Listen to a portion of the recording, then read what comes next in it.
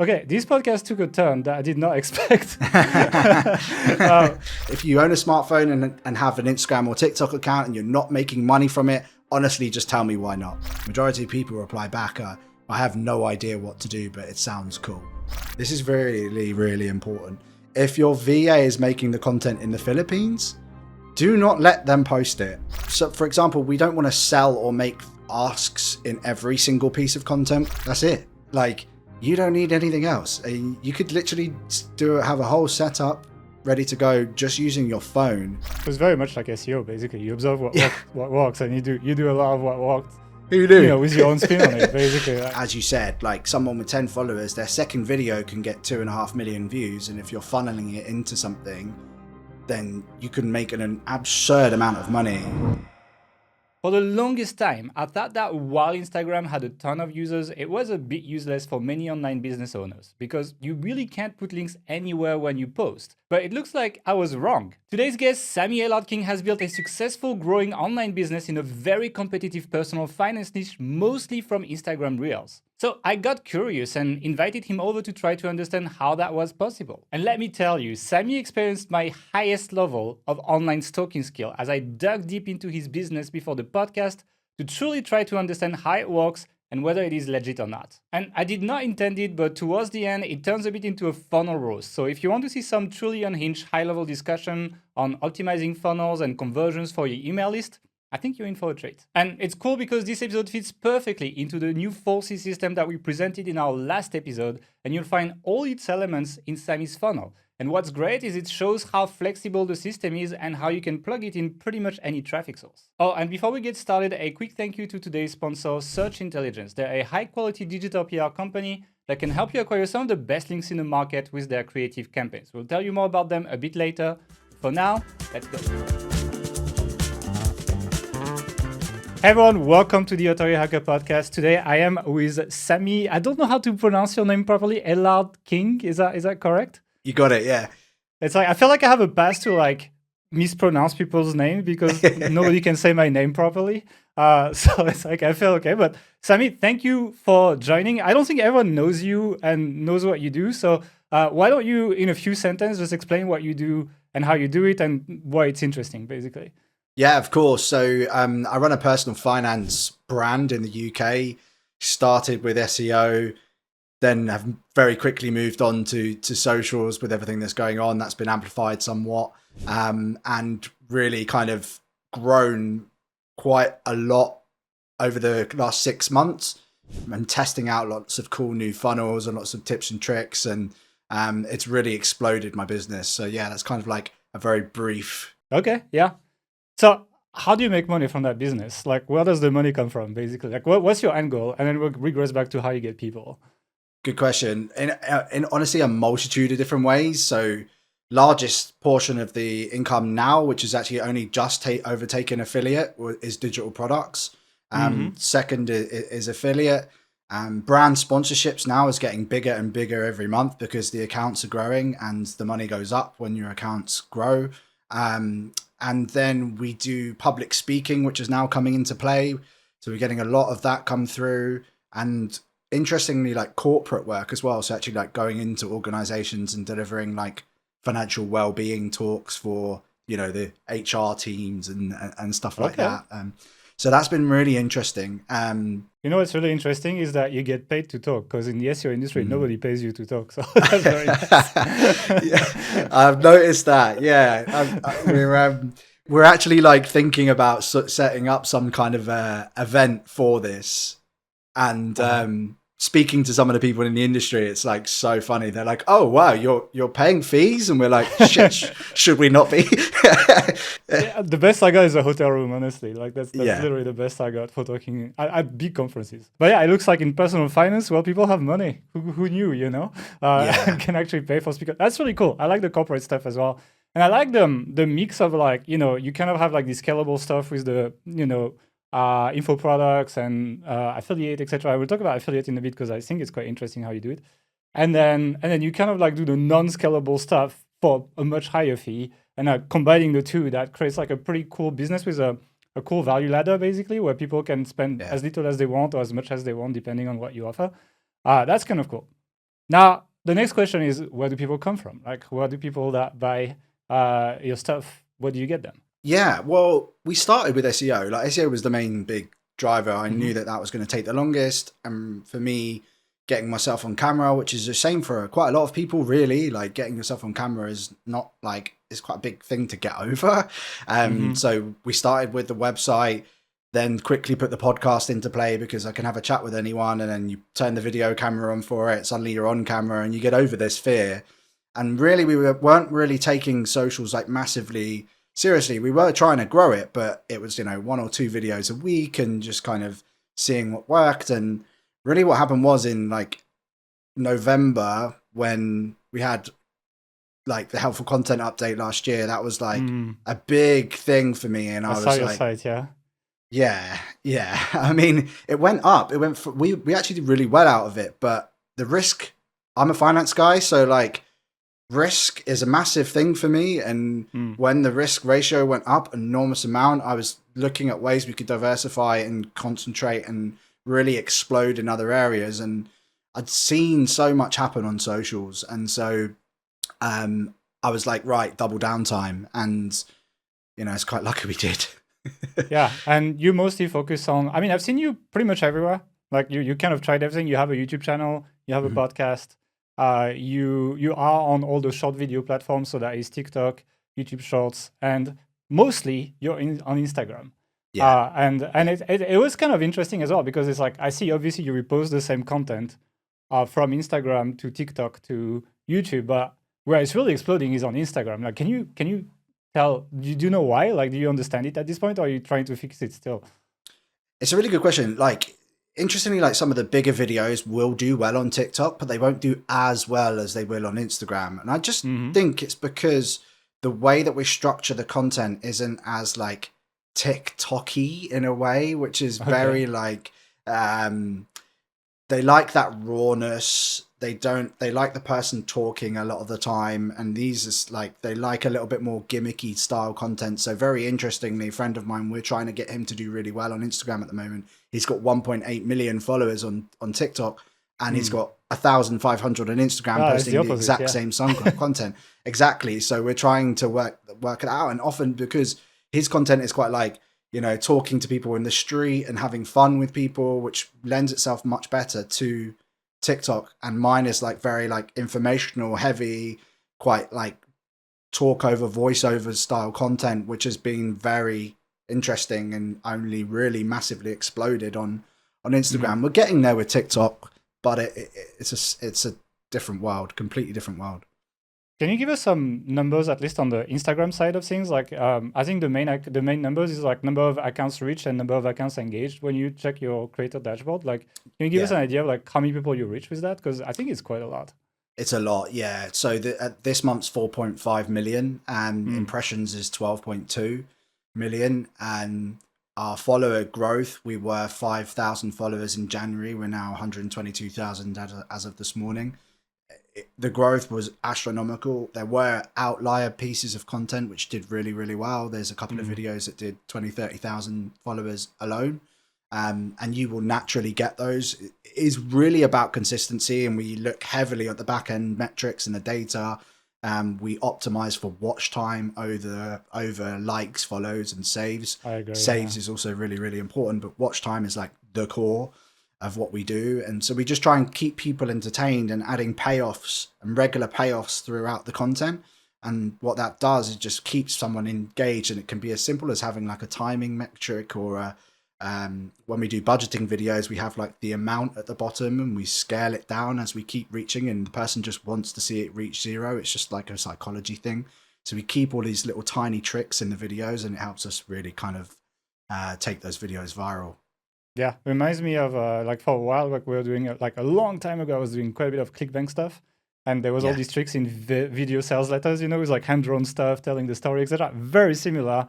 Feels like social media is like this on steroid now. You just have like 60 seconds to pretty much do the same thing. I think this is super interesting. I really want to dive into your content creation process for that, and then a little bit after, let's talk about the funnel and how you take people from Instagram elsewhere. But this fits very much with like what we're going after as well. And what I like about social these days is that followers don't matter anymore. Like if you have a piece of content that gets high engagement, you can have 10 followers, you'll get 1 million views if the network does well. It's not what it didn't used to be the case, right? It's like it's an opportunity right now, right? 100%. Like the algorithms completely changed. So as you said, like someone with 10 followers, their second video can get 2.5 million views. And if you're funneling it into something, then you can make an absurd amount of money just from your second video. So that's what we're really jumping on at the moment. You kind of have the Instagram and TikTok also give you this kind of new account thing because they don't necessarily know who to show your content to. They use AI and their algorithm, obviously, to understand what's in your content. They can literally pick out things that are in your room and what the content's about. So they have some idea, but when you're a brand new account, they're not necessarily who is the ideal person for them to show that piece of content to. So they generally show it to a wider audience, even though it will be within that subsection of your niche. And essentially what that then allows you to do is if your content is good out of the gate, you can absolutely explode in a really short space of time. And obviously, you know, that's we've seen that on my account. And when you do go laser focused into these things, and there is a process to getting to that point, which I'm sure we'll cover, but it is amazing what's going on right now. And yeah, the opportunity, I honestly can't stress it enough. It is enormous. It's also the case on YouTube. So like we started a new news channel for Toy Hacker recently. It's like, it's not like viral or anything, but like we can rival the views of, you know, accounts with 100,000 subscribers. Like, you know, quite often we'll beat Income School, for example, with a channel that has 2,000 subscribers. Yeah. And so like it's all platforms right now. I think it's considering like the downward trajectory of SEO and then this opportunity, I think it's something that a lot of people should be considering adding at, like they don't have to give up SEO, but they should definitely jump on that because it's not necessarily forever. I think like we know these things change over time. Totally. Can we jump into your content creation process and starting with the ideation process? Like how do you come up with an idea for a reel or a short video?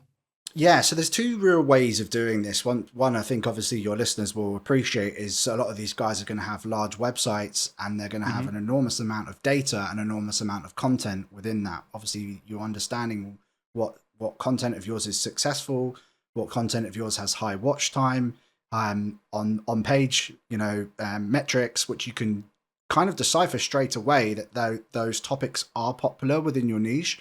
That gives you a really good base to start from. And we do quite a deep ideation process and we utilize a number of different ways. So the website is a great place to start. So blog content, we make big lists out from there. I'm a big fan of not reinventing the wheel because there's frameworks out there that have gone viral and there's topics out there that have gone viral. Putting your own spin on these types of things is often a really great way to explode an account. So we spend a lot of time. I have 2 dummy accounts and I will follow 10 or 15 creators within that niche. So for me, I'll do it like straight investing. And then I have another one, which is like for side hustle content as well. And I'll only follow the top guys on those accounts.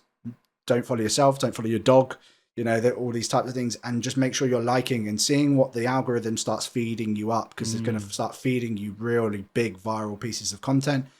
This should take a couple of weeks before you go live. You should really spend a lot of time on that. And then we create what's called content buckets, content pillars, whatever you want to call them. And they are really heavily problem-based, ideally semi-negative with a positive outcome to them. And we drive... Can you give an example of that? So, sorry, I'll let you finish, but after that, yeah. Yeah, so we're actually working with James DeLacy. I'm sure you know, everyone knows who he is. He's doing amazing at the moment. He's utilizing like don't do these 3 exercises because they will make you really fucking strong. Excuse my French. And like people immediately know that's a positive outcome. He's going to show you 3 positive exercises, for example. And during that process, but the hook is what got you. Like, don't do this. Why wouldn't I do this? So there's like negativity is often really, really strong. So we will do like, you know, don't try this investing technique if you want to make money, for example. And people will really resonate with those types of things. It falls under an investing bucket.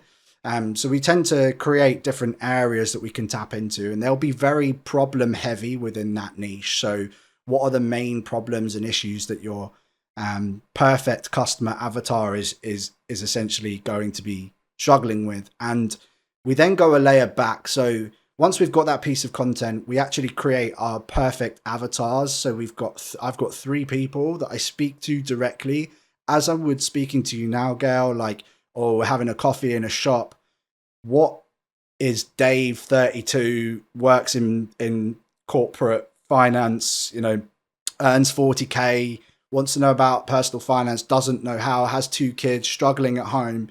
I speak directly to Dave, like in every single piece of content that we create for him. It's designed for one person. Instead of thinking broadly, if you think for one person, what that does is it removes your ego from the content, because we all have ego when we start creating content like this is going to blow up. But actually, when you're trying to solve for a broad amount of people, it doesn't normally work. So we really kind of nail in on what that person is, and then all of those content buckets speak directly to that individual. So you find problems they have, right? And it's like, is that how you write your script, where you kind of like highlight a problem this avatar might have in the first sentence to kind of like stop them? Like that's how we write ads, for example, right? It's like when we do paid advertising, usually like even on YouTube, for example, they don't charge you for the first 30 seconds. So you get to qualify people early on, so that you want people to skip if they're not going to watch. And that works the same way, I guess.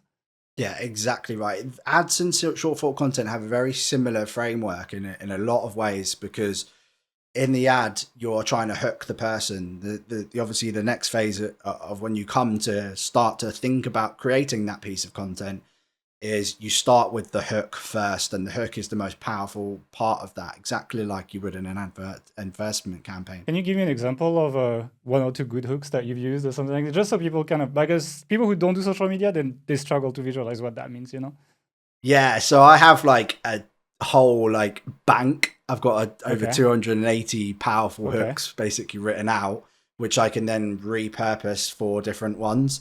You put me on the spot here, but I... okay, yeah. We can edit it out. If you want to just recut. No, it's all good, man. It's all good. I love it. But for example, like, if you own a smartphone and have an Instagram or TikTok account and you're not making money from it, honestly, just tell me why not. So you're immediately like hitting them hard where it hurts, really. And you could say, like, it's called human resources for a reason. And why do you think that might well be? And immediately they're like, I want to know why he's saying what he's saying. And then, so there's text-based hooks, there's audio-based hooks, and there's visual hooks. There's 3 types of hooks. And visual hooks, if you've seen any of my content before, I'm literally just sitting at a really nice table, opening a laptop, lighting a candle, and the room looks nice. I turn the saturation up on the coloring on the edit. So like it looks lovely, right? And that's a visual hook in itself, because someone goes, oh, nice room. And then you match that with an audio-based hook, me saying the hook with the actual hook and text on screen, and suddenly you've got them in 3 different ways to stop for that 3 seconds. It's what then happens after that 3 seconds, which is the next bit, which is quite important too. So you do the hook. You basically, the goal is to stop the scroll, basically, so people just stop scrolling and actually watch your video. And what happens after? And like, how do you put your script together? How long is it? Like, what happens? Yeah, so I do a lot of voiceover style content because it just performs really well, and that way you can film lots of different bits of B-roll, or indeed just have bits of B-roll with little text-based things happening over the top. But framing your content, so having like step 1, step 2, step 3, and outcome is always a really great way to go. Or I'm going to work this out live with you, and then I'm going to give you the answer. So they know that the payoff is coming. So you let them know. So it's hook into letting them know that the payoff is coming. And then let's do this together, kind of like a beginning, middle, and end. But I just say beginning, middle, and payoff. And that's how we always work it out. There should always be a reason for them to stick around. And that's how you grab them and keep them watching the video. Or something shocking up early front. So interestingly, I'm working with like a couple of people in the gardening space who are doing really, really well. And we actually put the payoff up front. So we put here's how to make your beautiful garden bed in under an hour. Here's what it looks like. And like, whoa, wow, that looks unbelievable. And then we go backwards throughout the process and then end again with the payoff. And that's really interesting. So there are lots of different ways to do this, and often you have to research into your niche. And this is why research and having the dummy accounts is so important, because you start to see frameworks which are working in your niche. And essentially you just recreate those frameworks in your own style. And yeah, you tend to do quite well when you do those things. It's very much like SEO, basically. You observe what works, and you do a lot of what worked. You do, with your own spin on it, basically. Like, it's like, in essence, that's like all marketing, I think, at this point. Like, it's like nobody reinvents the wheel at this point. Yeah, I like the end and then going back. It's, it makes me think of like movies, where the first scene, like, in the Matrix when it starts, it's like Agent Smith running after Trinity and they're fighting, etc. And it just goes back to like explaining Neo and all of that.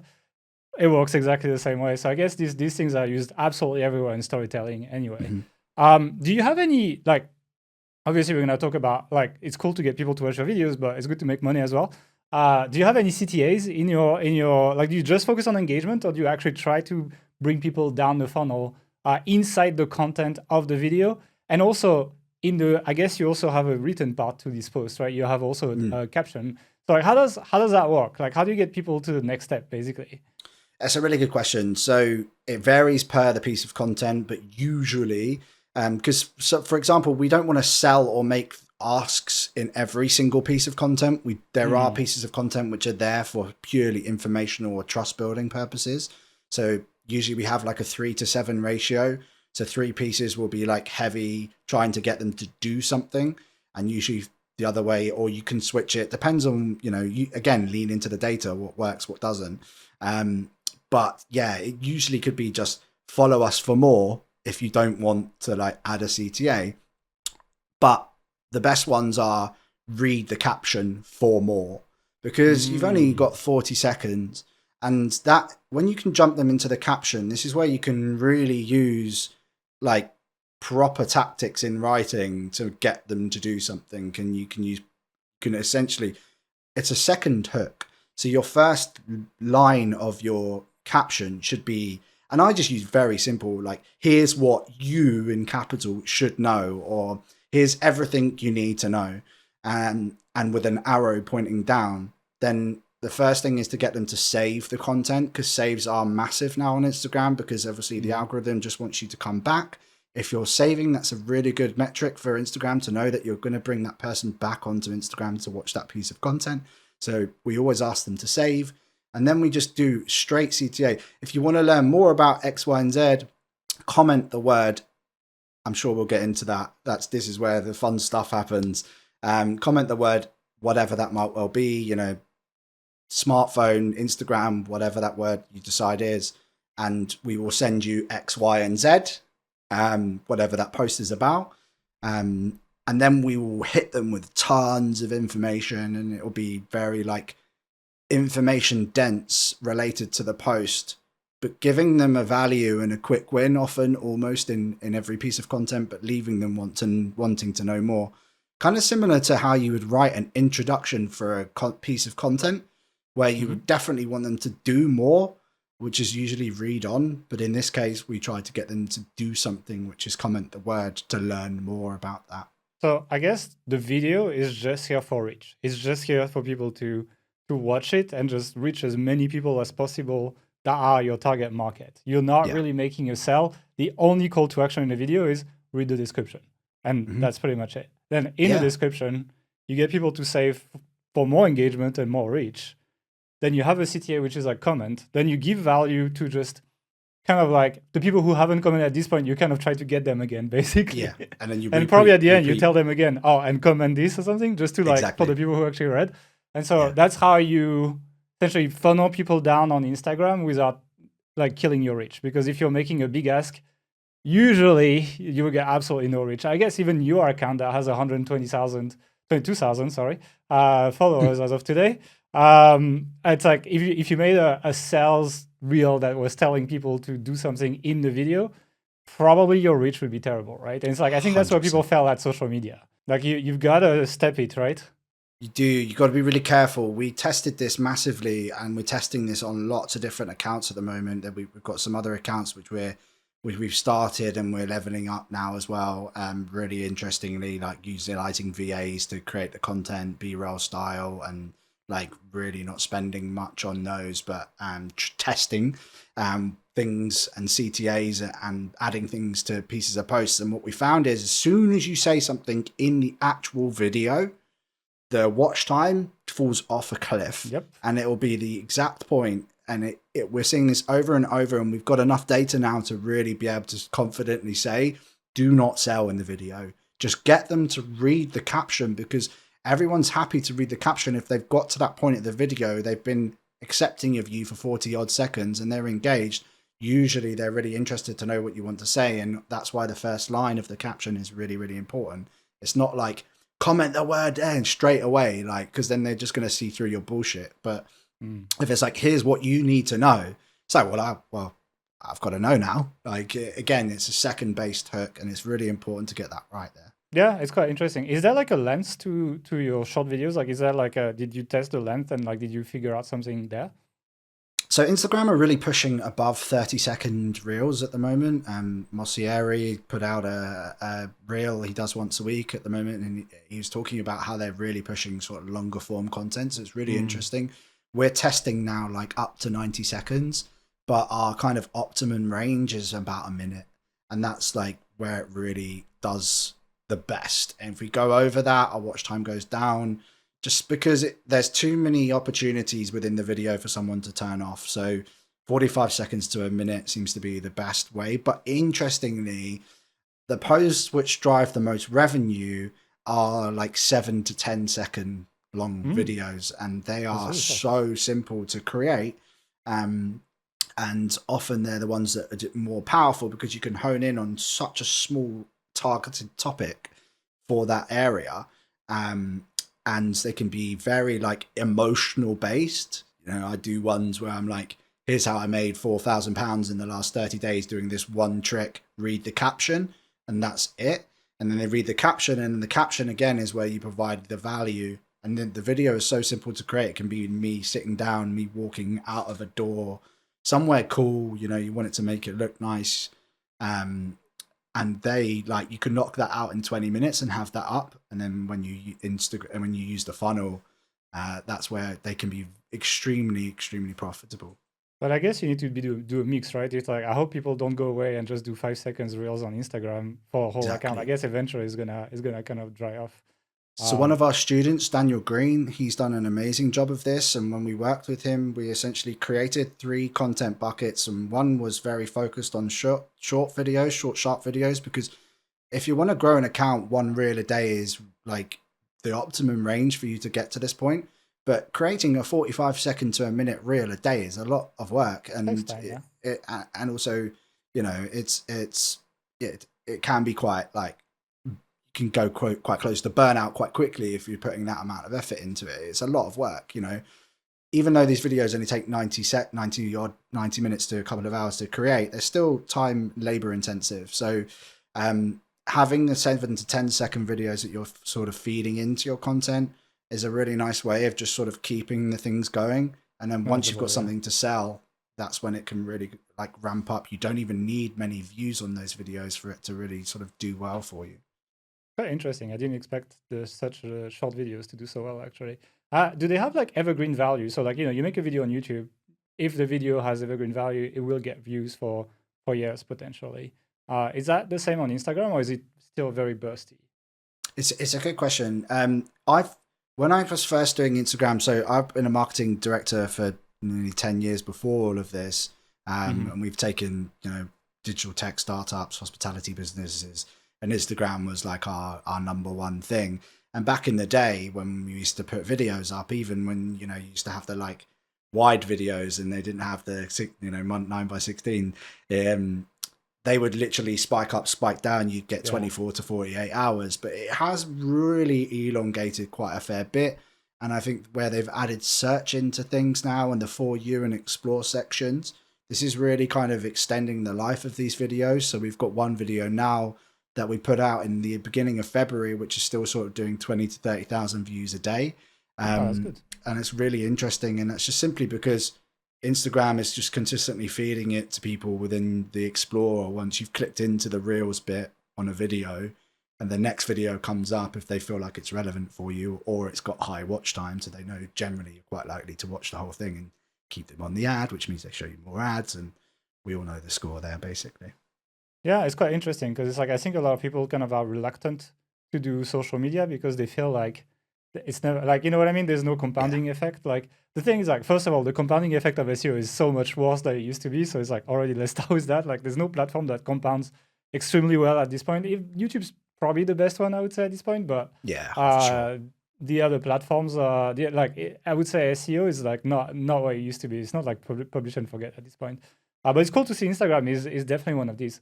How do you record? Do you just record on your phone? Is there like how much equipment do you like? You know, how does it go? Like, how do you shoot? I guess you do B-roll and you just do voiceover after, right?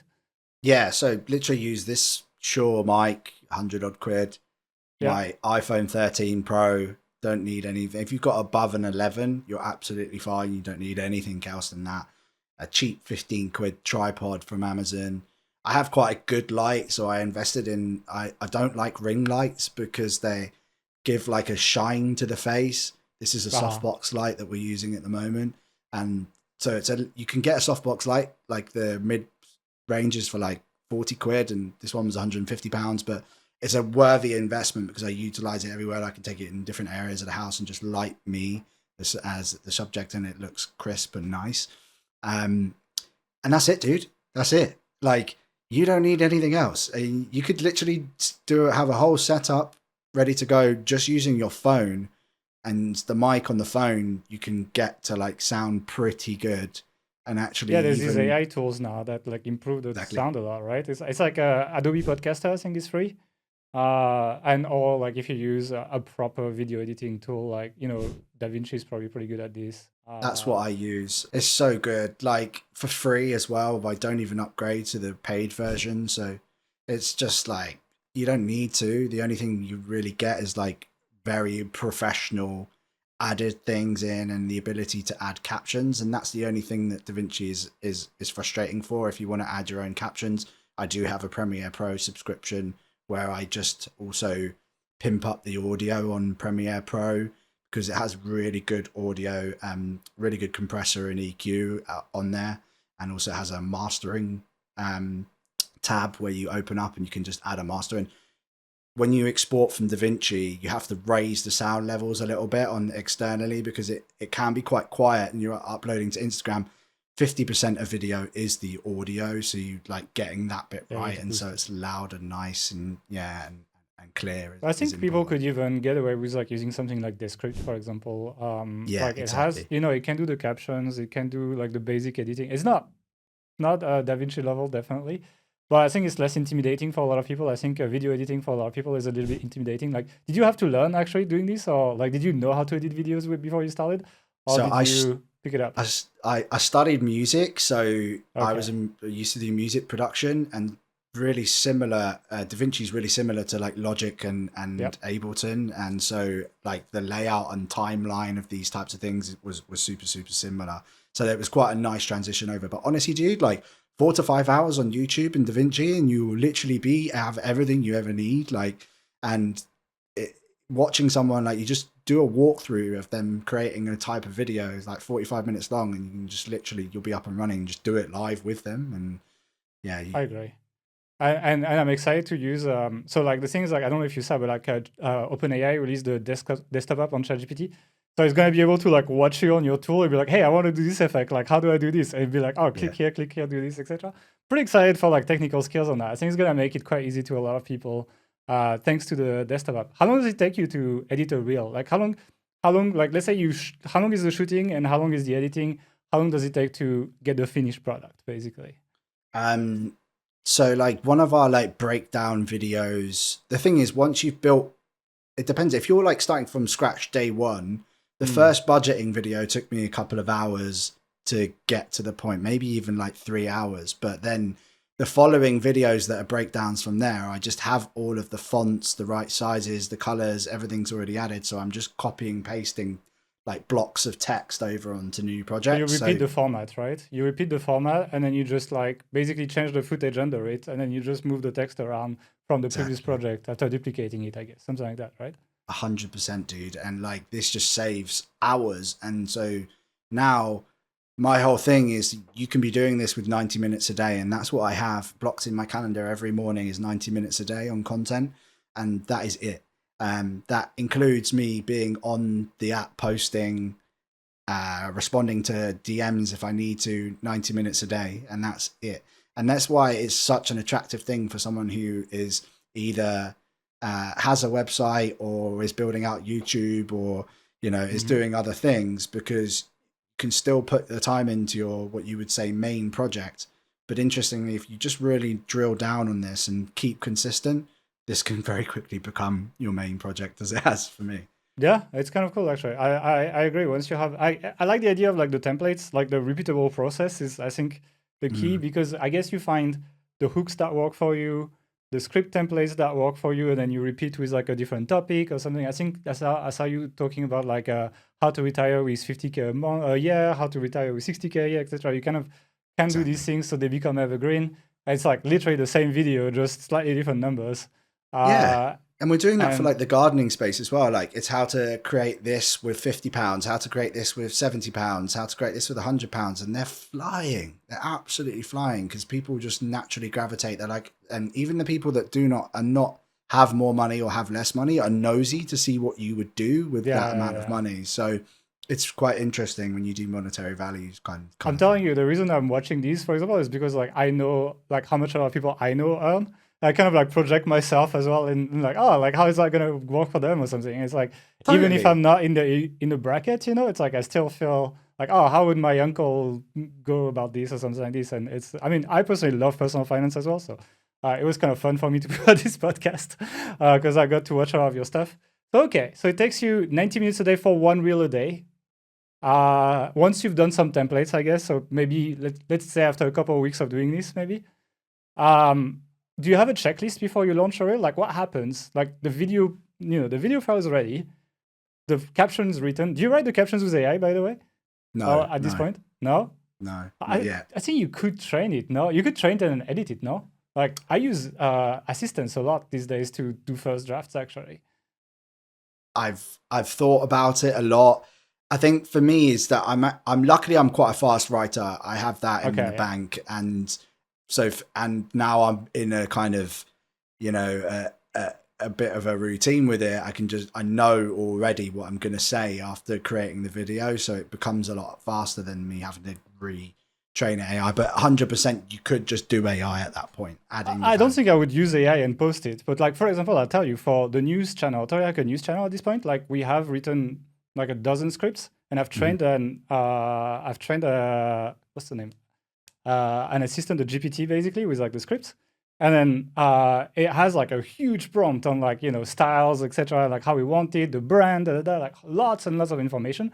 It's not like we shoot the video with what it gives us, but we'll just like generate it and just take the bits and pieces and drag and drop them into the final script while tweaking it, for example. So it's not like AI does the job, but it's like we make high engagement videos with some of the work being done by AI. Like it's assisted by AI, not done by AI. So interestingly, when I create hooks, I will feed it like 50 hooks. This is the style that I'm looking at, and I'll feed it. It's amazing for video ideas at this point. Once you've got going, and I'm like, here's these videos. These ones went viral. They did these amounts of views. These were the engagement rates on them, and really feed it loads of information. What am I missing at the moment within personal finance that could be something cool for me to jump into, or what, insert niche within that prompt. And what come back was a month's worth of content ideas, legit. And you probably use about a third of them, but that was 15, 20 minutes work. Whereas that would normally spend me, 3-4 hours of research and sort of deeply going into the creator network, which it helps us for titles of videos as well. Like it does a pretty good job. Once you feed it good ones, like it's decent, because it's challenging sometimes to come up with a good title on YouTube. And so 100%, dude. And so it's like for example, like the video that we just published, like I did not take the title from the AI. I just changed one word. Like I felt like I picked a better word, and it was fine basically. Before we keep going with the interview, here's a quick word from our sponsor, searchintelligence.co.uk. What a crazy campaign. How to sleep on your back. This campaign got us links in Huffington Post, Glamour magazine, Mirror, and lots of other great news publications. Let me show you how we've done it. It was so simple. Our sleep client provided us with expert commentary about how to train yourself to fall asleep on your back. They also gave advice on why it's best to sleep on your back. Once we've had this information, we went to Muckrack and searched for journalists that consistently write about sleep and well-being. We've sent these journalists the advice provided by the client, and within 1 day the links started flowing in. Glamour magazine, a DR81 website, picked it up. Huffington Post, DR88, Mirror UK, DR90. A massive avalanche of links blasted through our client's website with this simple yet effective campaign about how to sleep on your back. I hope this inspires, and I hope you'll use this technique to land massive links to your client's website. Thank you, Search Intelligence. If you want to start a digital PR campaign with their help, head over to searchintelligence.co.uk. Now, let's get back to the interview. So anyway, let's just go back to the publishing. Like, the video project is ready. I mean, the video file is ready. The caption is ready. What happens? Yeah, good question. So there is a small checklist, but it's not as in-depth as people need to think it is. I would always upload the video. I would preview it as well, just to make sure you've actually put the right one on there, because that can happen sometimes. It can like cut little bits and bobs. You don't know, especially if you've like done V1, V2, V3, V4, version 5, 6, 7, and you end up uploading version 3. That can be like horrendous. So just always check it at that point. I then add the cover for the video as well. So I tend to try and basically have the hook within the caption. Usually, obviously, it's at the start, and it's always good to have your hook on screen from moment one. I can't stand it when I see hooks come in after like half a second, because people are gone by that point. So I tend to move as well. So for your feed, you can then get the square, and I move the basically the square up and down, just like so the hook's like perfectly in the middle, and that's it. So it just looks nice when it's on your page. You don't need to have, you can add your own cover at that point. A lot of people do, a lot of accounts do. I don't feel it's necessary. I just feel like it's one added extra step. You can just use the video to do that. If your hook isn't on screen at any point, I would then probably add a cover with a small hook just to draw people in. And then adding your captions, making sure that's good. If you're collaborating with anyone, if you need to tag anyone, add them at that point. And then the topics is really important. So really, really, really important is add a topic. Now, a lot of gurus will say add up to 3 topics. Don't add more than this. I actually only add 1. Just because I want Instagram to be just super clear about what the video is about. Because if it's a video that could be kind of construed as business or investing or both or entrepreneurship, like if I press business, entrepreneurship, investing, like Instagram are going to be like, well, what one is it, right? And if it starts showing it to business people and it doesn't perform, that's going to be worse for my video, right? So just pick one and go with that. So add a topic. There's tons on there from every single type of niche you can think of, pretty much on there.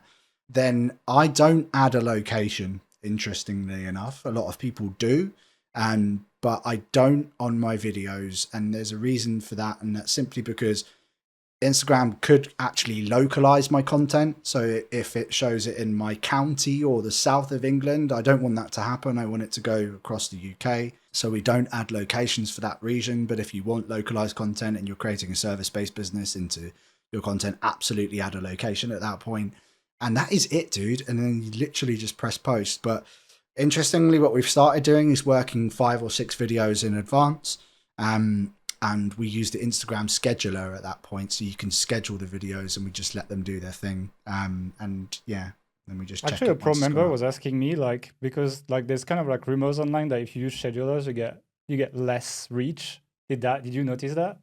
Third party, yes, absolutely. Okay. I'm not a fan of third party for any type of social content at all, other than Pinterest. But on Instagram, it has a native scheduler on it now, so just use that one. And equally as well, if your VA is posting, this is really, really important. if your VA is making the content in the Philippines, do not let them post it. I was gonna ask, do I need a VPN? I'm in Hungary. If I Yeah. reach US people, do I Yeah, need a VPN?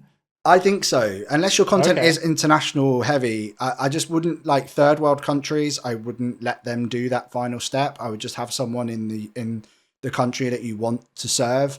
You know, US, if it's US or Canada, if you're in Hungary, maybe a VPN might be useful, or having someone in the US post the content for you. Even the UK, because it will cross border Yeah, if it's it's fine, I SEO think. related. Yeah, I just would be careful with Filipino VAs or South African VAs essentially like posting the content for you if it's for a specific country.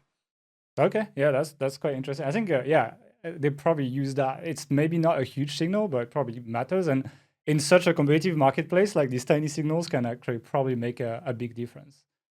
Is there any promotion going on in stories at all? I see you're posting stories as well. Like, I want to know how this connects to everything, basically.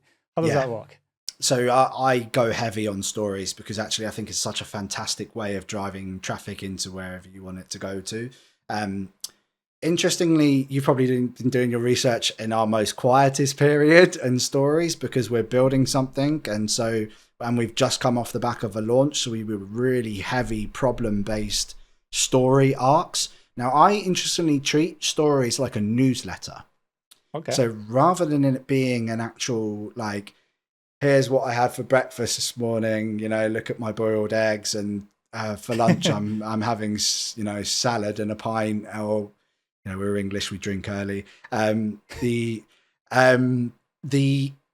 main crux of it is to feed in lifestyle content around that to make them trust you, yes, but then your actual pieces of content should be 3 to 5 block stories, basically explaining a problem within your niche like you would in a newsletter, a topic. Okay. And within that, you can do some cool things like adding polls, adding questions. So we do like question round on a Friday, which we're restarting again this week. And that just, again, builds a lot of trust up with people. So people ask me finance questions. I answer them live on Instagram, just basically replying to each one. So this is all opportunities for you to build trust, but equally as well, you can send them to YouTube videos, to podcasts, to You can websites. put links in stories, yeah. Yeah, so this is where your big affiliate articles that you've had smashed by Google still have life if you utilize them in the right way, because I'll be sending things to Best Investing Apps UK, and that page I know is optimized really well. It's just not getting any more organic traffic because Google doesn't like me. But it's still a great page and I spent a lot of time on it. So suddenly you've got opportunities to send them into blog articles. There's so many things you can do, straight to affiliate links and newsletters or products. How much traffic does that generate? Like, let's say you do a story to either a blog post or an affiliate link. Like, you're like, you were saying 122,000. Like, how much traffic? Obviously, I guess it varies based on engagement. But like, what am I looking at? Am I looking at 20 clicks or am I looking at 2,000 clicks? It very much varies on how good of a job you do within those story arcs. And there are 2 ways of looking at this. If you do a story arc and then you add the actual link button feature on Instagram, your reach will be hit hard. So what could, let's say for 122,000, if I just post a story of me with a selfie just being like, hey guys, how are you? That'll probably get about 15,000 people see it. If I post the same story, hey, how are you? Here's a link to my podcast today. Probably about 4,000 or 5,000 will see it. So it gets severely cut. Traffic, huh? Yeah, so they don't want you to leave the platform. But there is ways around this. You can use ManyChat, which I'm sure we're going to get into in a second. You can use DM automation. So like, here's I've got a new podcast out today. DM me the word podcast and I will send you the link to the podcast. That's very different. That will get 15,000 views because you're not asking them to do anything. And in fact, actually, you're asking them to engage with you, which is a positive signal for your stories. So it's very interesting. But I have a trick as well. If you really want to push them link off page and not use the automation, don't post anything for 24 hours. Let your stories go dead. And then post one single story with a link in it, and using the link button feature, and that will do just as well as a normal story, but you can't post anything after it or before it. It has to be clear on its own. Story. Yeah, and it will work fine. Okay, yeah, I was gonna ask actually, because if you ask people to comment, like, yeah, you get more reach, but obviously it's more difficult. So I guess like it probably evens out, or like do you still find it to be better when you do that? It's a tough one. I suppose if you've done a good job of like, the thing is with these story arcs is that you should put them in a problem state, even if they don't necessarily know that they are in one at that point. It's like, oh shit, that's me, man. Like, damn, I didn't think about that today. Oh, look, there's a solution for this. Let me find out what he's saying. If you've done a good job of that, similar to like a very tiny mini VSL, I call them micro sales letters, essentially. That's what they are. And that's a really great way of getting them to do something. If you've not done a good job of that, if you've not invoked any emotion in that person, then you're going to get a shit amount of clicks go through. It's just the way it works. Yeah, it's like you get instant feedback on how good of a job you've done on these things, which I enjoy it. I feel like I improve faster on these platforms. I improve in SEO because of the speed of the feedback loop, you know? Exactly. And it's like, it's more engaging. Like you do something, you get something back right away, and you see if it worked or not. And then you can try again, you know, a few hours later if you want to. Last bit on Instagram, it's like, we talked about stories, we talked about Reels. I see that your Instagram account is set up in a very particular way, where you have like these kind of like groups of stories at the bottom with like, you know, your podcast, your reviews, etc. And then the link you have also in the description. Like, what's kind of like the top 5 things to do on your Instagram profile to maximize conversion? Good, really good question, man. Like, this is what a lot of accounts don't do very well. They post amazing content and they get such great views, but they haven't optimized their page for the user. So there are 3 main things that you should do just to make sure that your page is super optimized and positions you as an expert in that space. Even if you're not necessarily a big expert, you could still position yourself like that. Now, your picture is really important.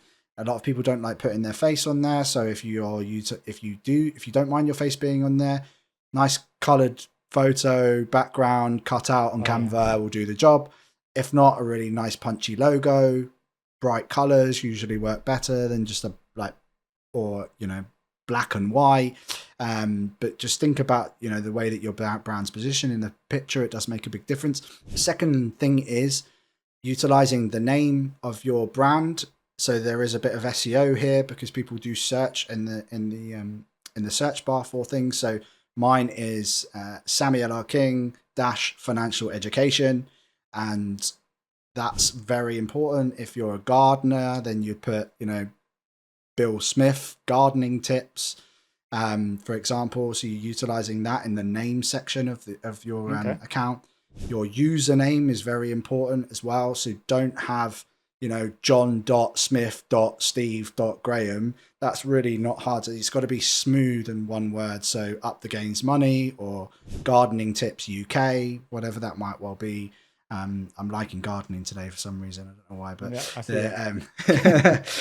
it's just because I come off a call with someone earlier. It's a cool niche.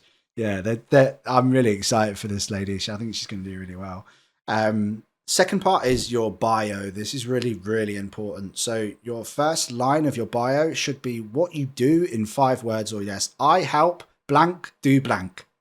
If you can't think of anything else, like mine is helping Britain get financially fit.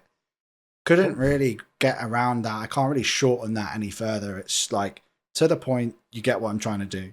And then your second line should be social proof. So we helped we had 1 million website visitors last year for all you SEO people listening to this, for example. There's like really useful stuff. We were, or as seen in Forbes, Daily Mail, or whatever you might want to add. I recently won an award, so I put the award in there as in Money Content Creator of the Year 2024, which is a validation of that point. And then your third line is your CTA. So this is like what you want that person to do. And then underneath that is your link where you want to send them to.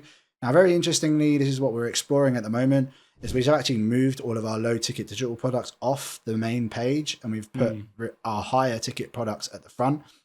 We keep them as landing pages on the back end, so we can still send pieces of content to them, but you want as little links as possible up front. So you want ideally like max of 5, ideally 3. So this is really what you want them to do, which is like listen to my podcast, visit my website, or sign up to my newsletter. Is that like a Linktree page, or is it like within Instagram? So I use stan.store for this because we can house digital products, courses, and sell and sales pages, and take the payments through Stripe and do all the distribution from there, which is super useful. And then we have Zapier linked up for the emails, run into ConvertKit. But you send people to like a page that is hosted there, right? It's just like you have one link that then has links to things for people, like so they get to pick a lead magnet or book a consultation or something. Exactly. Right.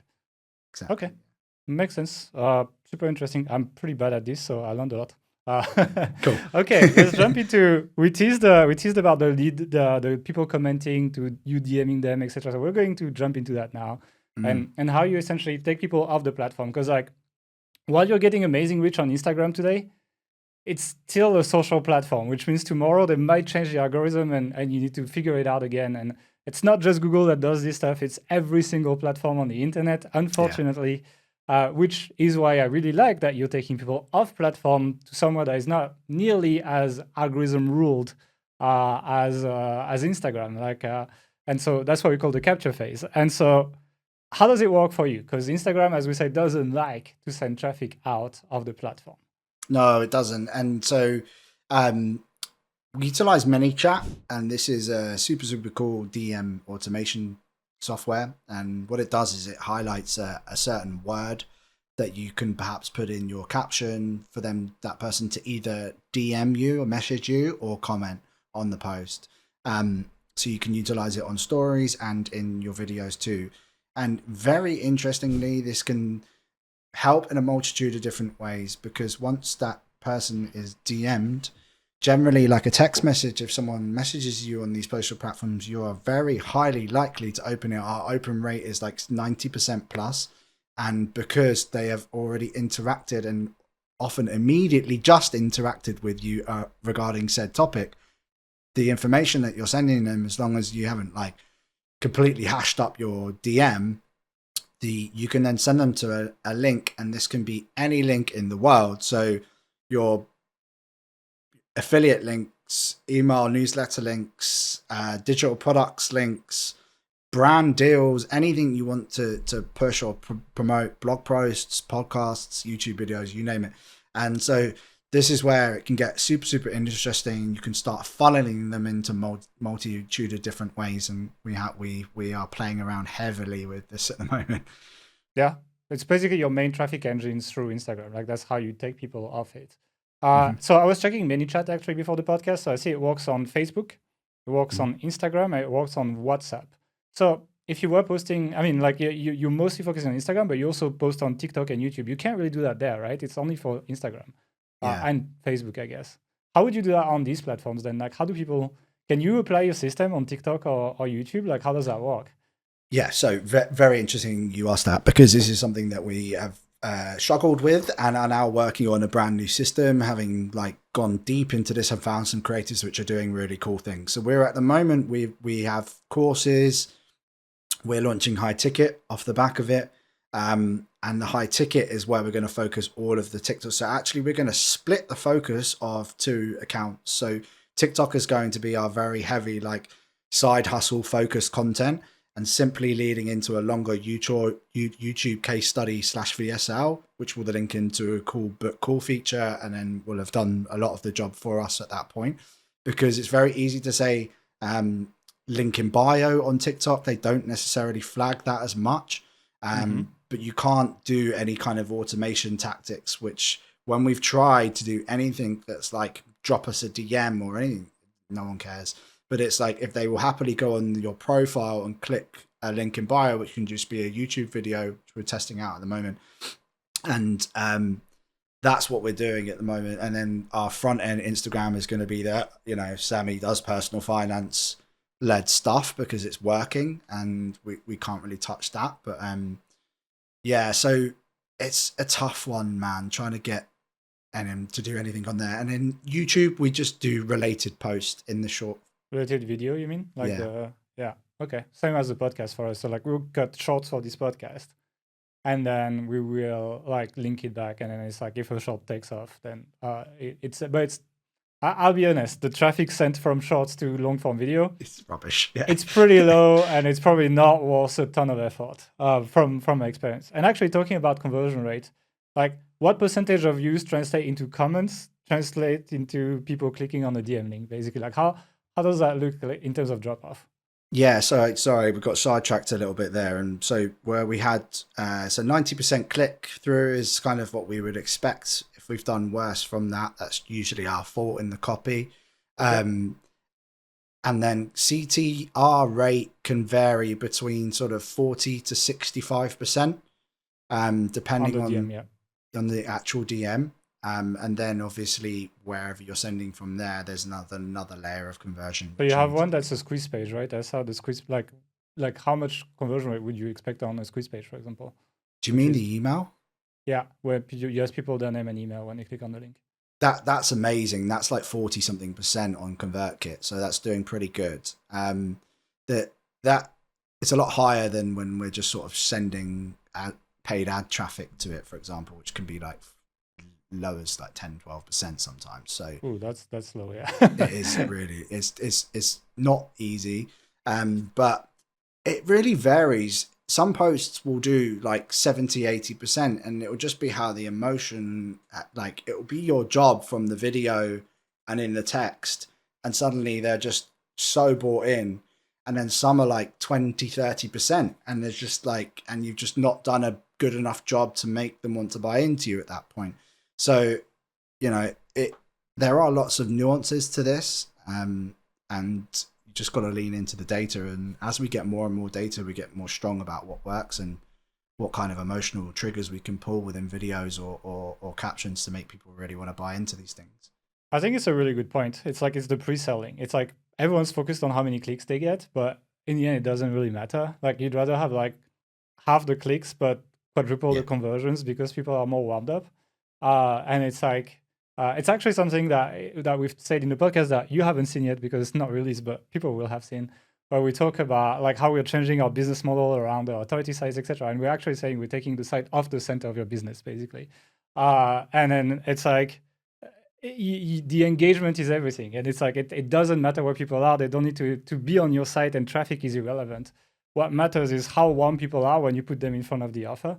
And I think that's something that paid affiliates used to be very good at because it's expensive to buy traffic. So I used to hang out on like Stack That Money, etc., and like look at how the other side of the industry was doing things. And they wouldn't care. They would send like 15 clicks to a landing page per day, but like still make a fuck ton of money. Yeah. And it's like the SEO side of things has been spoiled with so much traffic from search that it's a hard concept to grasp. So I think it's really good that you mentioned that. Yeah, 100%, man. And what, like, we've managed to, like, in 5.5 months now, it's middle of May, we've done more in this time frame, more subscribers, more affiliate relationships, more brand deals, more money from digital products than the entire lifetime of our 2 years of site, even though it was getting 60,000-70,000 sessions a month. So it just goes to show that, like, SEO, you know, is great and it's a fantastic source of traffic. Yes, but it's not the only one. It's not the only one. Exactly. I agree. It's like, I mean, and we talk about so we have a pretty sophisticated, like a value per lead tracking system actually on our site. So I can tell you exactly on the page level where people opted in, how much I'm making per lead on average. Nice. And I'll tell you, we've tracked that for years at this point. And I'll tell you the value per lead from SEO has heavily decreased over the last few years. So it's like, it's not just the volume of traffic that has decreased, it's also the quality. Except most people don't track well enough to be able to tell you that. But I'll tell you that a lead has like, even before HTU, etc. Because you could argue, okay, Authority Hacker maybe is less relevant after HTU, etc. Fine. That was before that, right? I'm talking the 2-3 years before that. Value per lead has decreased around 35% around that time. And so my guess is that ad platforms are just better at capturing buyers. And so that, like, on the other side, when we run ads, we get better and better results with less and less efforts. And so that traffic has to come from somewhere, right? And in my opinion, it comes from the free traffic pool and ad platforms being much smarter at taking the clicks from people who buy while giving you the leftovers of traffic, you know? That's wild, man.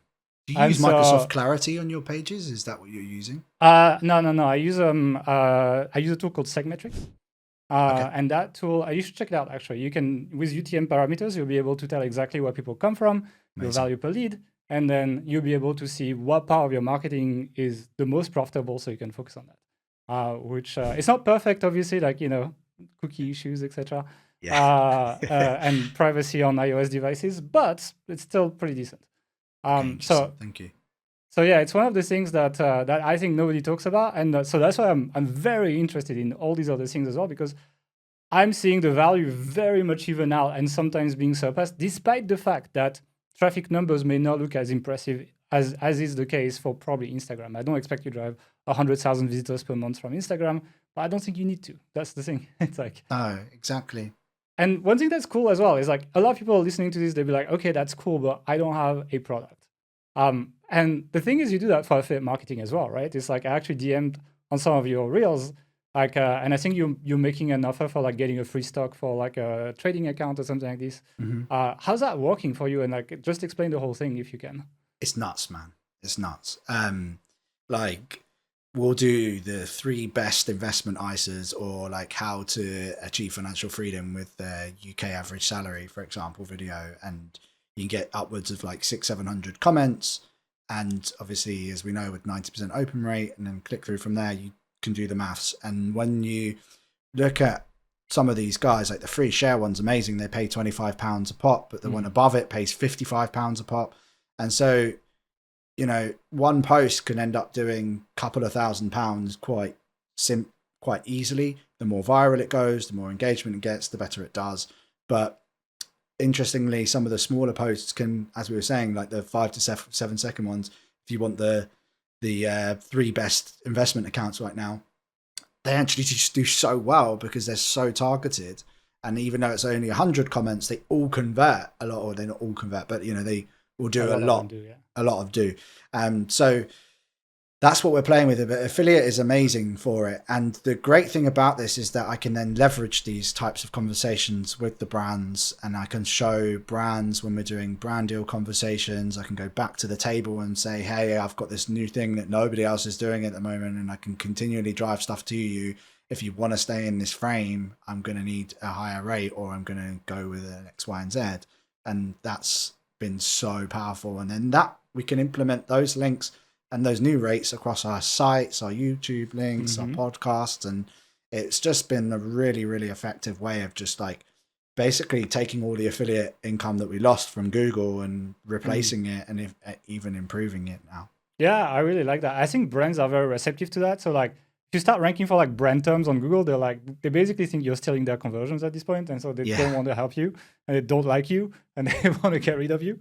But if you're doing these kind of like engaging social posts, you're reaching people they wouldn't have reached in the first place, and you're a much stronger place to negotiate because, it's like they wouldn't have gotten that sale if you didn't help them. So it's like even though you might not drive like maybe the level of consistency of sales that like a roundup review would have on Google, like I think brands are probably pretty excited around that, and I guess you do sponsorship deals off the back of that. You can probably get your podcast sponsored, for example, maybe your emails as well, that kind of stuff, and that's a cool entry door because you make sales to them before you actually come to the table.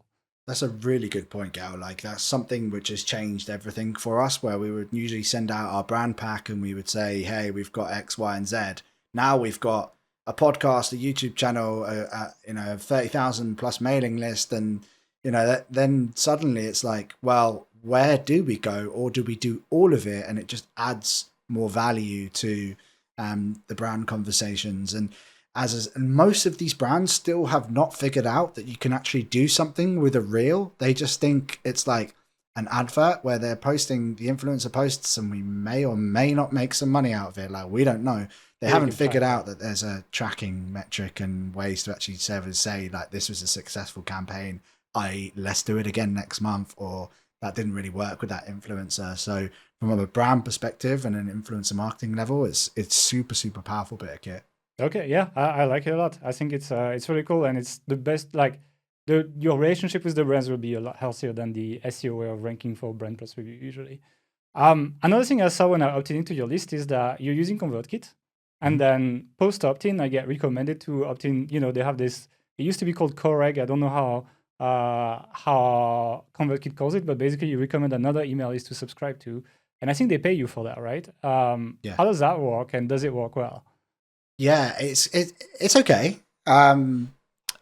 So essentially, oh god, the name of it is completely gone out. Yeah, I call it Coreg because it's the old way, but yeah, I can't remember what it's called now. It's just completely gone at the right pivotal moment when you asked me the question. I knew you were going to ask it this day as well. It will come to me, and probably lots of people screaming at listening down.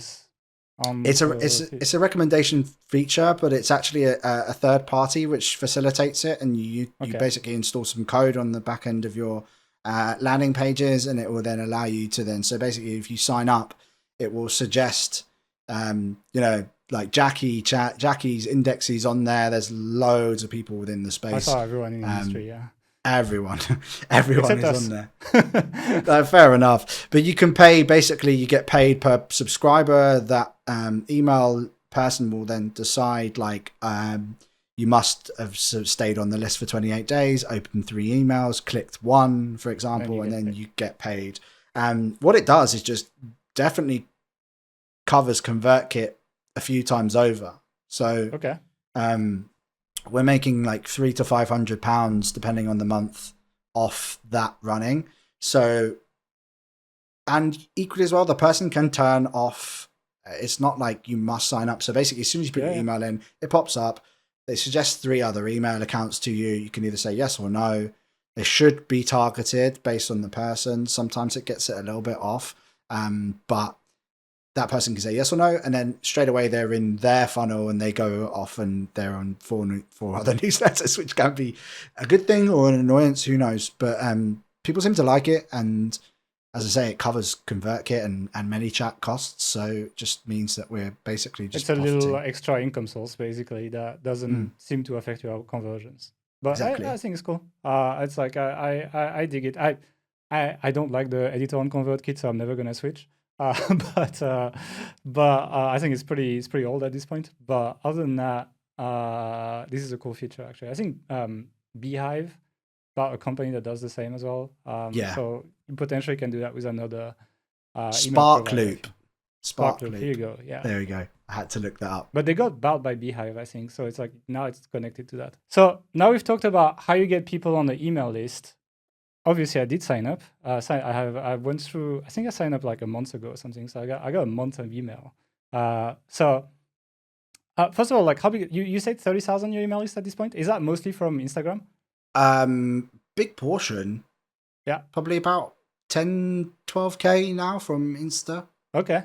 Yeah, but the thing again, it's like it's not about number of emails as well. It's about like how engaged quality. They are. And it's like that's the thing. It's like we get lots of emails from SEO, but I find many of them are not that engaged because like an article just doesn't do that for you, and it's very difficult to get the level of engagement you get as from a video, etc. And so again, it's like number of subscribers is not super relevant. I saw that you have 2-step opt-in. I was quite surprised about that. So it's like when I opt in, I have to go and confirm that into my inbox. Is that a choice from you? Like, why did you go for 2-step opt-in? Because I'm not a big fan of 2-step opt-in. Yeah, I have it off on the actual Stan Store Zapier conversion. But we had it off, and we were just finding that there was a lot slipping through the gaps. We were going in a lot of spam, and not adding that step was just meaning the quality of subscribers, we were having to do quite regular cleanups of the list. And it just was adding another extra step of time, which I didn't have. So I just turned it back on just for peace of mind there. But I know a lot of people have it off, and a lot of people scream have it off. A lot of people scream have it on.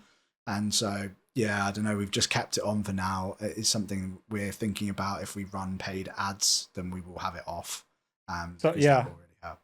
The way we do that actually is when you join our email list, you join an automation that basically you're just on the wait period of like, I think 2 months or something like this.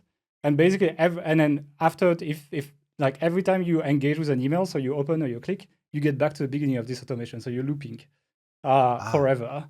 And then if you do nothing, you do fall to the next step of the automation, which essentially starts sending you email like, hey, you're not engaging with emails, like, like, are you still interested in being on the list, etc. And if they do nothing, then just unsubscribes them. So that cool. That's kind of the trade-off. Like, you have to have something like that so that your list self-cleans basically at this point. Smart. And it's just about building that little loop of like this automation starting forever and having a wait step before actually. So when you mean start back again, how does that work? So when they click something, they go back round? Yeah, so it's like whenever there's an open, like we have another automation that says if you open an email, then add to this automation again, and you start again basically. And or if you click on a link in an email, add to this automation again. It takes you off that wait step and puts you back at the beginning, and you're just looping basically. Smart, very smart, and that sends them through the funnel. Yeah, and you don't have to think about it after that. Like, you just do it once, and then your list self-cleans. Obviously, that means for the first 2 months, your subscriber quality is lower because you don't have the two-step. And so you might have people who never open your emails for 2 months on your list, right? And whatever you feel comfortable. If you want to make it 2 weeks, to make it 2 weeks, But like, you do lose a bit of quality early on. I'm not gonna debate with that, but you're also gonna keep a lot of like absent-minded people who don't go and confirm that would actually have converted for you, which I find is an easy way to boost your business, basically. Okay, that's a really good idea. Thank you. Another thing is like, so basically I opted in, I got 5 days of value emails. So like, you just email me like cool stuff about, and it's kind of interesting how you bridge, basically the way it works right now is like you bridge personal finance in your Instagram content to essentially like online marketing as your main offer at this point, right? How does that work? Like, how do many people make the jump? Like, how many people who are interested in ISAs in the UK become interested in digital marketing? Is that something that's like, it's interesting because it's kind of like a new angle to tackle, like to sell something that a lot of people are trying to sell and sidestep your competition, which is, I think, is pretty cool actually. It's a really has been like a painful existence trying to work out how we're going to do it, because obviously we're very personal finance heavy. And I think as we grow the brand, we'll have very like personal finance based courses.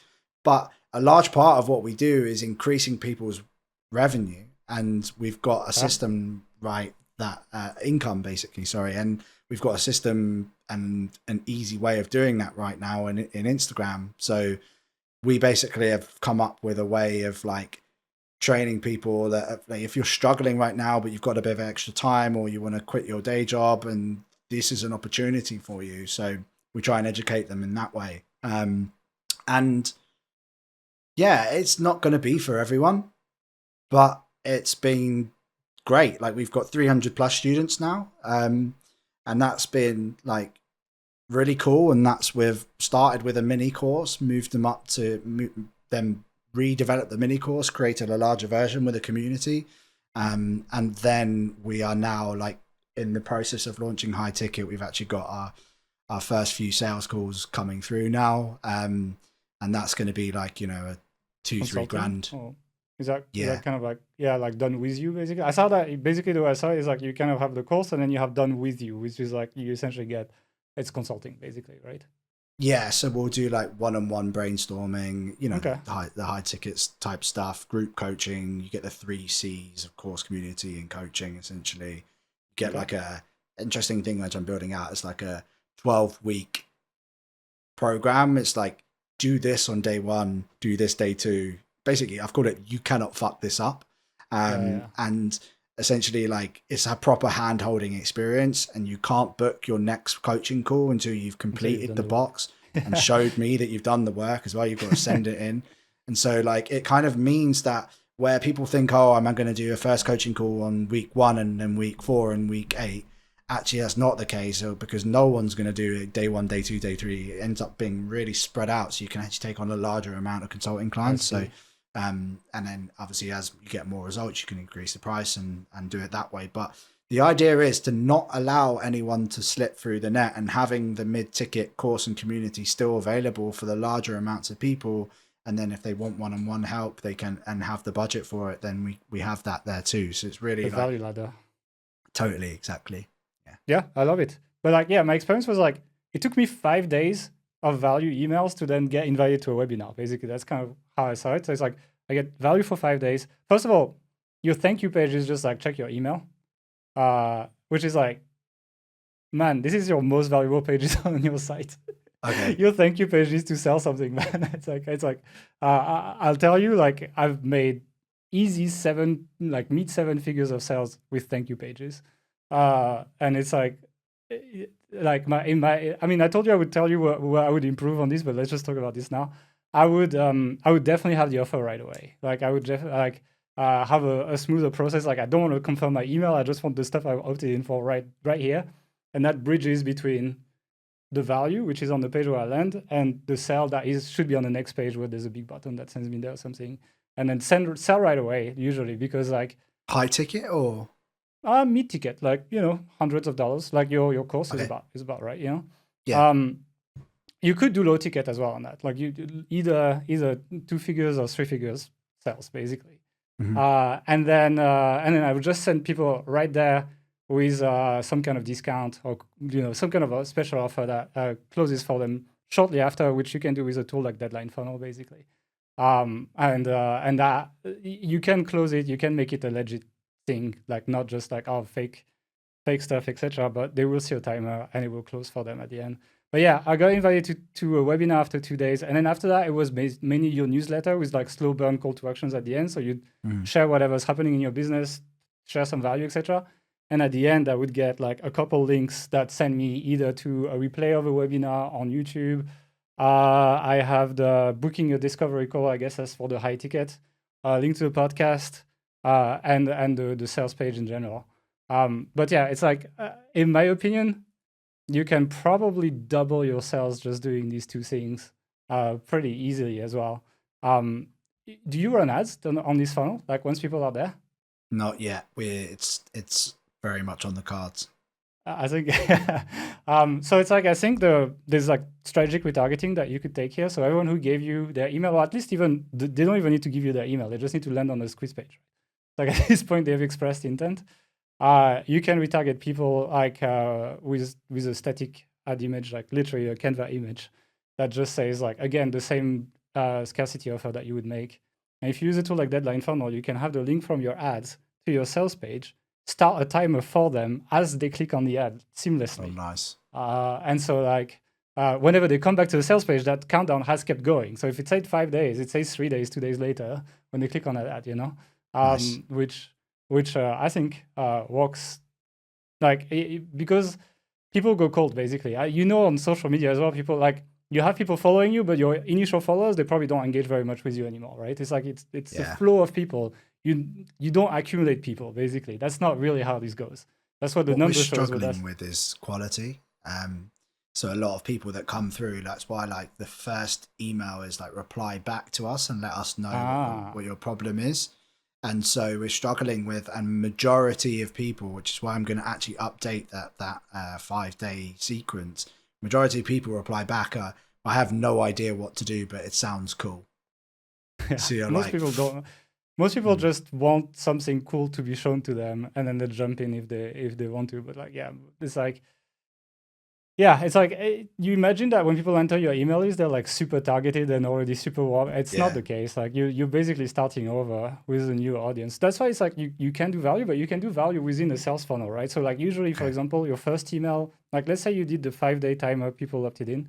The first email that you send after, you have 5 days. Like they still have time to decide. You don't have to be super high pressure on your first email. You can still take the time to like introduce what you do, introduce your methodology, and then kind of within that give info about yourself so people get to know more about you, etc. It's kind of like low pressure sell. It's more like usually I would say early on in the timer. So like when people have more than 2 days left on there, I'm not pressing for the sell. I'm pressing for the awareness, and then I press for the sell when I get towards the end, because the scarcity does demultiply the level of conversion rate. Like your conversion curve just shoots up as you get closer to a close. And I'm sure you've seen that when you do your product launch. Yeah, it's crazy. Literally crazy. And that's why you write long emails initially. So you write long emails initially because you privilege awareness. And you've probably seen that when you write long emails, you actually get lower click-through rate. Like people don't click as much. Usually the call to actions are buried further away, etc. You get a good open rate, but it doesn't matter. You don't care for the click at this point. You can even put the timer on the email if you want people to remember. And then as you get towards the end of your offer, you shorten and shorten the emails to maximize your click-through rate and go for the conversion, basically. And that works. So your emails, your value emails, they're great. I love them, by the way. I think they're awesome. It's just like, I think you like, I would probably run a first sequence selling something to people and then just queue them after. Be like, okay, now the launch is over. Let's take some time to just chit chat and share some value, etc. before you do another offer, and just revive your email list at this point after squeezing it for sales, basically. Okay. Yeah. That's but I mean, although it's pretty good. Another, I didn't expect to do a roast, but sorry about that. No, go on. Let's do it. Okay, your sales page sales title is sales page. So when I open my browser, it says sales page. Okay. which I don't think is a good idea. I completely agree with you. I've just bought a domain, so I basically built it in system, and then it just, the actual like ability to change these things on system is very difficult. So I've now bought like digitalinfluence.io, and everything's going to run through there, because once you change the domain, you can have as many subdomains on there as you like. So it will look a little bit more legit moving forward. What are you gonna build it on actually? What tools are you gonna use? So I will still use system.io, but just basically not use their on-site domain. So you can just pull in your own domain and just it'll look like your own site essentially. Okay. Okay. It's just I haven't tried it. I'm a big fan of doing it on WordPress. It's one thing I want to build as well. I want to build like kind of like a funnel in a box in WordPress at some point, because I have that. Like, you know, it's like with patterns on WordPress, you can build building blocks for sales pages, etc. Without the copy, it takes me about 4 minutes to put a whole sales page together now on our systems, actually, just because it's all pre-built basically. Pre-built blocks, etc. It's super easy. Are you ready for another nugget that's going to probably make you a bunch of money? You have no cart abandonment email, I think. No, so I went on your checkout, I put my email, and I waited 5 minutes to make sure the system could capture it, but did not check out. Okay. And so if you actually implement that, that's going to be your most valuable email of all the emails in your email system. That is, so I don't know if probably they can do this, the tool you're using for checkout.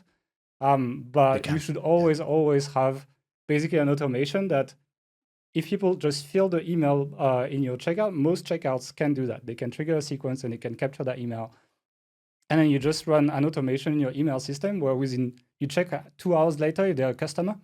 So is this email flagged as a customer? If not, start a sequence of like 1 or 2, not long, like just 1 or 2 emails, be like, hey, you know what, life gets in the way. Maybe you are in the bus trying to check out and you got your stuff or something. So I just wanted to send you the checkout link again, just to make sure that you don't miss out on this because the offer is closing soon, for example. That's it. Mm-hmm. And then a link. And that's like, do you add discount at that point or no? No, they don't even need. I mean, it depends on if you're already running on a timer, you don't need a discount, I think. If you are running like something that has no scarcity, maybe instead of the discounts, throw a bonus maybe. And your deadline funnels, is that running on like HTML? Can you pull that through? Yeah, you can put it in Tag Manager or anything you want, basically. So amazing. So it's like any CMS you use, anything like that, it works. Which because that's very cool. That's very cool. Yeah, I've used that a lot. And another thing is order bumps. I don't know if your checkout can do that, but I think there's a big opportunity in terms of order bumps actually on that checkout. Like, I guess the course is $350, so you could do something at like between $47 and $99, maybe something like this. A worksheet or even a webinar replay, like make a webinar for your members, make this a bonus or something, and sell it. It's like, that's like, you could increase your revenue quite a lot actually. Yeah, that's a good shout. No, we've got like little workbooks. We've actually got like the Powerful Hooks Bank, which I've been building out, and all of these types of things which you can throw in as a little bundle. These are all, the thing is where we've got to now is these are all things that are like definitely front of mind, and it's just been like a case of like where we've had like explosive growth, trying to like Yeah, exactly. work out like where, and the next phase needs to be like pure optimization and like redeveloping the sales pages and Yeah, I mean, dude, I'm talking now, but if you go through our funnels, you'll find issues too. yeah. It's like, it's like, don't worry about that. It's like we all have, especially because there's so many, and I think it's something that I want to highlight to the audience. Is like there's so many moving parts in these things. Like you're dealing with email, you're dealing with like email tracking tools, then you're dealing with the advanced analytics, then you're dealing with building sales pages that need to look good on all devices, which is not that easy. Quite often, images can get squished and look bad on mobile. And so on, and it's so much to work on. It's like even if you're quite well organized, you will always run with something broken, and it's quite challenging actually. For sure. And there's always like those things like, I know money's slipping through that crack, but if I don't do these things, then the business doesn't run. So you're like, and then when you have a bit more spare time, you're like, okay, now let me like seriously do this. I know the funnel needs to change in certain areas. I know the 5 days of emails need to be updated, but it's like, like I've got to run the content train to keep things going. Otherwise we don't make any money. We have updated emails too, actually. So I know it's we have to do that too. So it's like, I'll guilty, it's like, no problem. I'll say it. But these are gold, man. Thank you. The thank you page one is something I hadn't even thought of. So that's like huge. Yeah. Just the flow, like get faster to the offer, but also get faster to what people opted in for. So would you do a redirect to the sales page from that thank you page, essentially? So it's like, I mean, if it depends on what you like. If people opted in for a lead magnet, for me, the best kind of lead magnet is a video lead magnet because first of all, there's more engagement. So think about one of your YouTube videos like embedded on a page with just a button under. And the idea is like people watch the video, that's lead magnet. But then you don't care about platforms at this point. So the last 5 minutes of your video are pre-selling people to the offer. So like, okay, I just showed you how to do this and this and this. Now you could get all this other stuff if you wanted to upgrade. And because you're a new subscriber, here's this special offer. It's available for the next few days. Click on the button below to learn more. And that sends people to the sales page. And it's a very nice flow because like you opt in, you get your value right away, like the video autoplays, whatever, bam. No need to go open your email, click on the link, go get redirected, etc. You just get that. Okay. And then it sends people directly to the sales page. And then you kind of run it like a launch after that on your email list, where it's like, you introduce the product in the first email. Again, focus on awareness rather than on click-through rate. And then as your launch goes, you shrink your emails to get higher click-through rate and essentially squeeze the last 2 days, which are probably going to be over 50% of your sales. Knowing launch graphs and how they work, basically.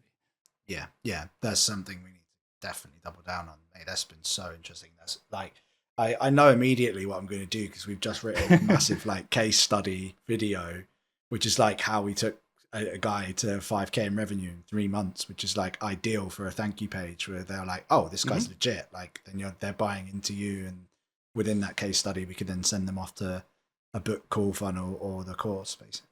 I mean, the idea is that in a funnel, people drop off at every step, right? Lots of people drop off. So if you reduce the number of steps, you get more people in front of your offer. And so like if the thank you page is also the lead magnet, but also the pre-sale, so like it doesn't feel like out of place because like you're delivering what you promised. Like people get that, but also you're selling at the end of this. And then you just send people directly to like whatever makes you money. Like they could be in front of your offer, in 15 minutes, 20 minutes after they opted in. It's quick. They're still warm. And you've delivered great value because video is the best way to do that. And they're warm. It's like, I wouldn't do like we've done it with webinars as well. I used to do it on a 3-hour webinar. That was pretty intense. It still worked. Like it still did okay. I don't think people have the attention span anymore. So that's not what I would do. But like a 15-minute video is pretty good, I would say, Yeah, we've got a 40-minute case study. Do you think that's too long? Maybe. Consider that a lot of people who opt in are on their phone for you because Instagram. So we could do like a shortened version of it, basically. Yeah, I'll do that. Okay, this podcast took a turn that I did not expect. I just wanted to say I didn't go through your sales page because I think it's well structured. I think it's like it's rough around the edges, but it's actually well put together. Thank you. And so like I think people can go check it out. We'll probably share screenshots of that on the podcast. But yeah, overall, I mean, overall I really like it because you go where people are, which is Instagram. You catch their attention and you do what the platform wants, which in turn it rewards you with lots of reach, right? And then you have a cool way of like funneling people down without killing your engagement, so while maintaining that growth machine. And then you plug these people into a classic but well put together funnel, basically. And that it's like that is probably one of the best ways to grow your platform. And also I wanted to talk about, you were talking about this award you got, right? You got Yeah. Sorry, I wrote it somewhere. What's the name of the award? Yeah, it's here. Best Money Creator of the Year awards. I want to talk about how cool. you got it though, because I was on your email list. Damn. So what happened here? Votes, dude, votes. Yeah, like it's purely votes. So having a big Instagram channel certainly helped there, but so you sent traffic from the email list and Instagram, right, to the vote page? To the vote page, yeah, and sent story traffic from Instagram. Everyone that we were DMing for a couple of weeks had the vote here for me to win link as well. So that was another thing. Can you re-DM people when you DM them once? Like, can I broadcast? Yes. Oh, that's pretty cool for product launches, actually. That is really cool. Very cool when you have, this is the other phase of ManyChat, which we didn't get into. It's like you can, if they don't click, you can have timers, you can send them to different things. Sorry, you didn't click here, but maybe you want to check out this YouTube video on the subject, for example. So there are like full automations on ManyChat. It can literally get as big as like days and days of worth of messages. That's pretty cool. And sending them on different areas based on where and what they do. So it's quite cool. I definitely need to explore that. That's the one part that I learned a lot about on this podcast. Okay, I don't want to tap my own horn, but I think I did a pretty good job preparing this podcast. It was cool, man. I've really enjoyed it. But what is the question that I should have asked and I didn't ask? I think this all doesn't work unless you get the content right. Mm-hmm. And I know we did like go into that a little bit at the beginning, but like what makes viral content? And I think like that's really, really important to unpack. And we did do it a little bit, but viral in your niche is going to look different to my niche and this niche and this niche and this niche. But understanding that, I think, is probably, I think we covered it really, but I would say like, just to kind of recap all of this, all of the stuff after is great, but you have to get the traffic. So just spend as much time as possible. If you're good at video already, great. If you're not, get that up to at least a medium standard. Otherwise, you ain't going to get anywhere with it. I agree. I think everyone should be able to create basic videos at this point and do basic video editing. The good news is, well, the new OpenAI models are actually video now. So I expect them to edit videos for me very soon, actually. And to do some, it's not perfect, but, AI level edition and do 80% of it and you finish it yourself. I think that's coming in the next 2 years. But I also think that as a result, even more content online is going to be video. And if you're not jumping on that, and that's why I like your stuff, because it's like I can have a clear path between I create videos, I make money, which not many people have. And I think that's what's cool about what you're doing is like it's a very clear path. It's easy to understand. It makes sense. It's not woo-woo social media stuff. And so that was actually cool. Like I quite enjoyed that actually. So, well, Sammie, thanks for joining. Do you want to send people anywhere? Yeah, definitely jump on, follow us on Instagram, of course, Up the Gains Money. And then we do have some courses and some things that you can jump on. And if you do want to learn how to do this and you want someone to hold your hand a little bit more, hopefully we'll include the links in the show notes or something like that. Sure, yeah, we'll do that. All right, well, thanks for joining, Sammie. Thanks for everything. And everyone, see you later. So this was my interview with Sammie Ellard-King, and I hope you enjoyed it. But now, what can we take away from this and apply it to your business?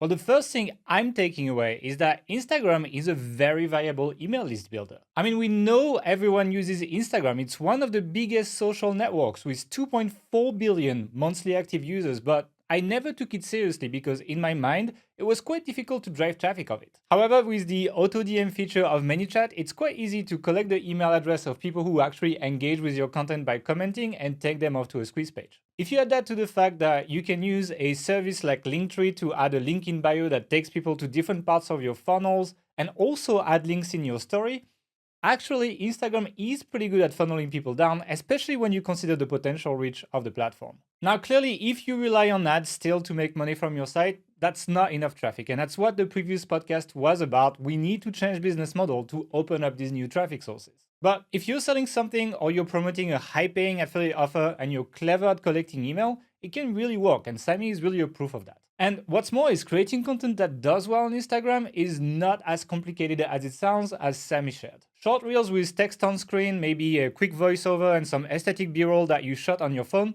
they're enough to actually drive lots of traffic. And you don't need to be an editing genius to make it work. You can use free tools like DaVinci Resolve if you're more advanced, or CapCut or Canva if you're a beginner, to edit your reels even on your phone if you want. And if you're afraid of editing yourself, you can hire a top-notch editor from marketing pros like we've done. He's probably the main reason why our YouTube content has seriously leveled up in the past year. And just going a bit off topic here, but they also have link builders that we have trained personally that are available to hire. So if you want to reach out, we'll put their link in the pinned comment below. But to go back to Sammie's interview, what I really liked is how he made his funnel work despite the fact that, as you could see while I was grilling him, there are many things that he could have done better. And to me, this shows that funnels don't have to be perfect to start working, and it should not be as intimidating as some people make them sound when they talk about them. One thing I really liked, and I think a lot of people are gonna like as well, is how he made his funneling work with affiliate offers as well. I think it's a great place to start. Think about it like building your Instagram account around a topic that has a high-paying, high-converting offer that you can use in the early days for revenue, and then add your own funnel on top to maximize the value of leads and actually scale up. Anyway, I'd love to hear what you took away from this interview. If you haven't listened to it, I really encourage you to go back and listen to it. And I would like to know if you find these kind of deep dives interesting. I know it's a bit different from the content that you usually get from us, but personally, as you could see in the second part of the interview, I really love this stuff and I'm really excited to share it with you. But obviously, as things are changing, we are paying close attention to your feedback. Anyway, thanks for watching or listening. If you enjoyed it, don't forget to subscribe, click the bell, drop a comment, thumb up, review us on iTunes, or tell people who don't care about us about the podcast. It really helps us. So thanks for listening, thanks for being here, and we'll see you in the next episode.